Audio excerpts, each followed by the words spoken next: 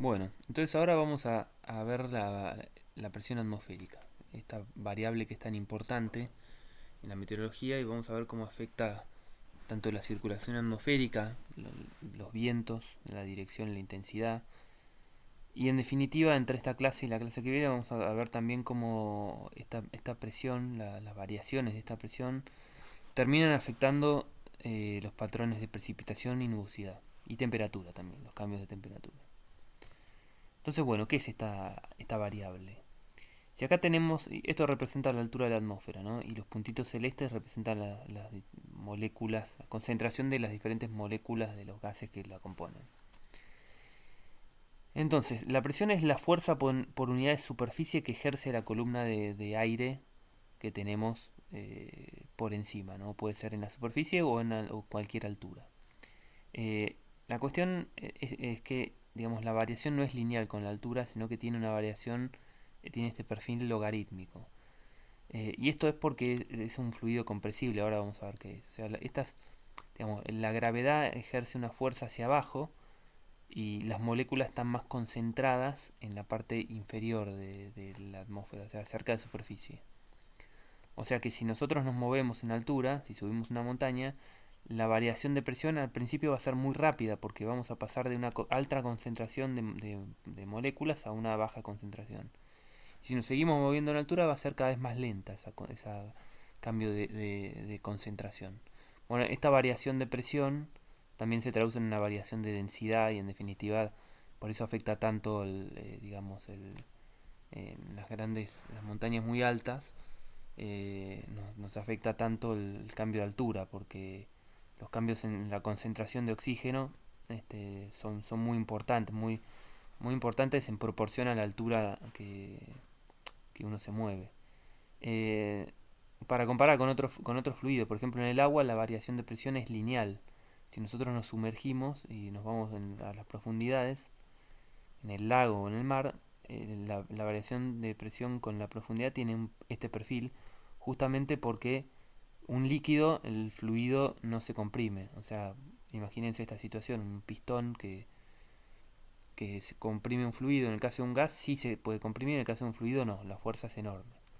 Y para que me crean, si les entra agua al cilindro de un motor, digamos, tan pocas ganas tiene el agua de comprimirse que se dobla la biela, así como estamos viendo. Así que imagínense la fuerza a la que se resiste a la compresión. Bueno, ¿cómo se mide? Originalmente esto se medía con unos barómetros de mercurio, que todavía se usan, digamos, son los barómetros patrones para calibrar otros instrumentos, tienen mucha precisión y básicamente lo que hacen es registrar la presión atmosférica ejerce una fuerza sobre este fluido y asciende, al someterse a más fuerza, asciende por sobre un tubo capilar y cuando hay menos presión atmosférica desciende, ¿no? Y esas variaciones se registran. Ahora la mayoría de los barómetros de estaciones meteorológicas son de este tipo, son unas ampollitas de metal que tienen vacío adentro, entonces reaccionan mucho a los cambios de presión atmosférica y bueno, eso lo registra un registrador, bueno, ya son digitales, no analógicos como el de este dibujo. Pero bueno, lo que interesa, ya les adelanto que lo que más interesa son las variaciones, digamos, el valor en sí de la presión no nos dice mucho. Bueno, puede decir que estamos en una baja presión o una alta presión, pero lo que nos da una idea de la evolución del tiempo meteorológico y lo que nos da una idea del estado son las variaciones tanto digamos, espaciales como temporales, como es la tendencia. La manera de presentar las variaciones de presión espaciales son mediante isobaras. Una isobara es una línea que marca puntos con igual presión atmosférica. De la misma manera, si ustedes están acostumbrados a ver mapas, que los mapas de altura se muestran con estas isolíneas de altura, o no me acuerdo cómo se llaman, o curvas de nivel, que muestran digamos, uno puede representar las alturas o los valles de un terreno. Bueno, las isobaras pueden representar de igual manera, perdón por la definición de este gráfico, es bastante mala, pueden representar las altas presiones y las bajas presiones de una manera análoga a las curvas de nivel, ¿no? Entonces, bueno, se representan las altas presiones de esta manera, ¿no? Por ejemplo, acá tenemos un una carta meteorológica de presión en superficie y podemos ver los sistemas de alta presión y baja presión. ¿No? Acá tenemos otro. Em, digamos, hay muchas páginas donde se pueden ver estas cartas de presión atmosférica. Yo miro mucho las de esta página que se llama WX Maps, porque son mapas grandes y están también, digamos, tienen digamos, buena definición, están buenos los colores. Aparte las combinaciones de variables que grafican tan buenas, son bastante útiles.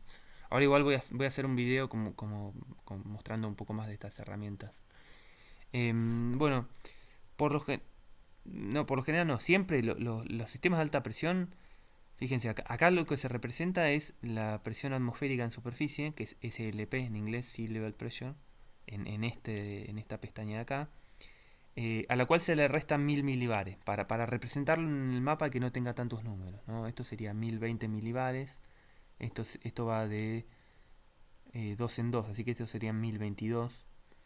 Esos son los valores típicos de la alta presión.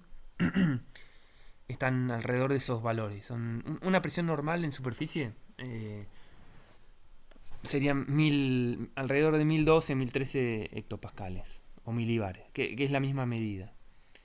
Eh, entonces los sistemas de alta presión tienen alrededor de, bueno, arriba de esos valores, ¿no? 1018, 1020, 1024, un sistema de alta presión muy fuerte, 1030 puede llegar. Y acá tenemos sistemas de baja presión, fíjense. Eh, bueno, están muy juntas las isobaras, pero esto llega a valores de 968, ¿no? Este valor de acá, incluso menos. Los sistemas de alta presión son más grandes, son más, digamos, por lo general ocupan más espacio geográfico que los sistemas de baja presión. Y las isobaras están muy separadas, con lo cual eso da las condiciones de calma, digamos, o vientos débiles. En cambio, las bajas presiones tienen esta pinta, por lo general tienen una concentración un gradiente muy fuerte de presión, o sea, podemos ver las isobaras muy juntas, este, y son por lo general más chiquititos, ¿no? Acá podemos ver cómo evoluciona. Acá tenemos el sistema de alta presión, acá tenemos una baja, acá tenemos otra baja, 984, 988, acá son 1008, acá tenemos otra alta presión, acá tenemos como eh, anticiclón, fíjense en la secuencia, va ingresando, va ingresando al país, ¿no? Se mete siempre se meten, es como que llegan desde bueno, en realidad es como parte del anticiclón semipermanente del Pacífico, y en esta alternancia de altas y bajas presiones, cuando pasa una baja, la que acá, digamos, acá ya la baja que nos está afectando ahora, que trajo las lluvias de hoy, en realidad está más retirada hacia el este, ¿no? Esto es parte, esto es parte de la baja presión que ya está pasando. Siempre estos sistemas de alta presión ingresan como que pegan una curva, perdón, ahí por debajo de la cordillera, perdón, debajo de la parte alta de la cordillera. La cordillera cambia mucho de altitud entre lo que es sur de Mendoza, norte de Neuquén. Entonces fíjense cómo se siguen moviendo y cuando ingresa al país generalmente se desplaza hacia el norte y tiene esta forma como de zapatilla, le dicen los meteorólogos. Fíjense que las isobaras están bastante separadas, digamos. Y si vemos nubosidad, que está acá, fíjense como acá que tenemos el anticiclón, tenemos condiciones de cielos, perdón, ¿dónde estamos? Acá, en el último. Cielos despejados, ¿no? En cambio, donde tenemos la baja presión, que acá hay una baja presión, toda en esta parte, en el Pacífico, está asociada con condiciones de nubosidad. Entonces, bueno, los sistemas de alta presión tienen esa pinta de como más como que ocupan zonas geográficas bastante importantes. Los sistemas de baja presión por lo general son así más chiquitos. Bueno, pueden ser grandes, pero por lo general son más chiquitos, o muchas veces son más chiquitos. Y la diferencia también entre cuán juntas están las isobaras, ¿no? Esa es otra cuestión importante. Bueno, volviendo a la clase, una fuerza importante que actúa, bueno, la más importante que actúa digamos, en movilizar el viento es la fuerza de gradiente de presión. Básicamente, esto es algo que muchos ya tienen el concepto, incluso de haber visto meteorología en el secundario, que el viento, digamos, la circulación de aire va de los sistemas de alta presión a los de baja presión. Y eso está bien, digamos. Es así en parte y en parte no, digamos, porque no va de esta manera, no va en forma perpendicular a las isobaras, no va derecho, sino que hay toda una circulación alrededor de la alta y la baja. Bueno, esto es para el hemisferio norte, pero hay toda una circulación, no es que las atraviesa. Esto lo podemos ver también acá, ¿no? Fíjense, acá tenemos un sistema de alta presión y acá una baja, ¿no? Si vamos a estos mapas, vemos que, a ver, ¿dónde está la alta presión? Hay una alta presión acá en el Pacífico, que es esta de acá, y acá tenemos una baja presión. Obviamente que el viento no está yendo de la baja a la alta en forma perpendicular a las isobaras. Hay toda una circulación bastante compleja, que les adelanto que tiene que ver con la rotación de la Tierra. Eso igual lo vamos a ver bien en la clase que viene. O sea que es bastante complicada la circulación alrededor de las altas y bajas presiones, ¿no? Terminan teniendo esta circulación, ¿no? Esto es en el hemisferio sur. Las altas presiones circulan en contra de las agujas del reloj, bien lo que podemos ver acá. Acá tiene una alta presión. Y las bajas presiones a favor de las agujas del reloj, en el sentido de las agujas del reloj, que es lo que estamos viendo acá.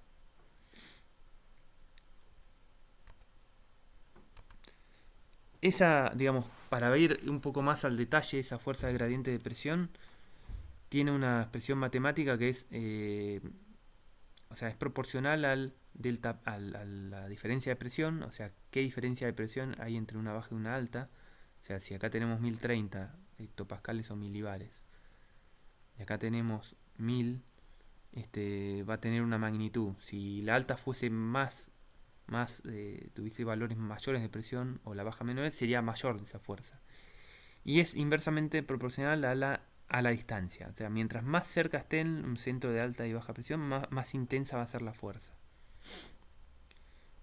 Una analogía sería un tanque. Si tenemos dos tanques conectados por una manguera, digamos, hay una fuerza, que es la fuerza de presión, que va a hacer que circule el fluido de un tanque al otro.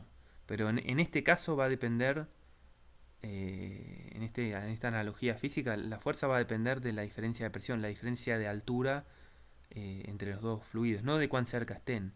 Pero en el caso de la atmósfera, sí tiene importancia cuán cerca están los centros de presión. Y acá hay eh, digamos una animación en la cual se puede jugar con estos parámetros y ver cómo resulta ser esa fuerza, ¿no? En definitiva, esa fuerza lo que muestra es, lo que nos dice es cuán intenso va a ser el viento. Porque fíjense que acá donde tenemos un gradiente muy fuerte de presión, o sea, la variación de presión es mucha y en un espacio geográfico reducido, lo podemos ver con cuán cerca están las isobaras unas de la otra. Fíjense que en ese caso la circulación del viento es súper intensa. Pero en el caso de la alta presión, acá tenemos el sistema de alta presión donde hay poca variación de presión y digamos, en espacios geográficos muy amplios tenemos situaciones de viento mucho más débil. Entonces, por eso es importante. Entonces acá podemos jugar. Acá tenemos la expresión de la fuerza de presión, que es la presión en el punto A menos la presión en el punto B, sobre la distancia, ¿no? Bueno, por 1 sobre la densidad, pero eso no importa. Entonces acá tenemos la expresión de la fuerza de presión. ¿Qué hace? Y podemos jugar con esto.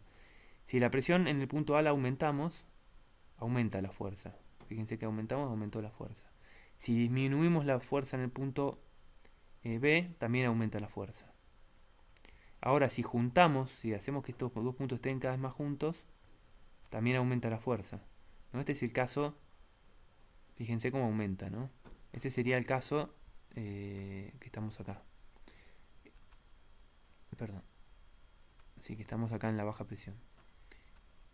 Ahora, si hacemos lo contrario, si separamos cada vez más los centros de alta y baja presión y igualamos sus valores de presión, esa fuerza tiende a cero, va a ser cada vez más cerca a cero. Eso sería el caso que estamos acá en el sistema de alta presión. Entonces, bueno, la clase que viene vamos a seguir profundizando en entender cómo es esta circulación, y también vamos a entender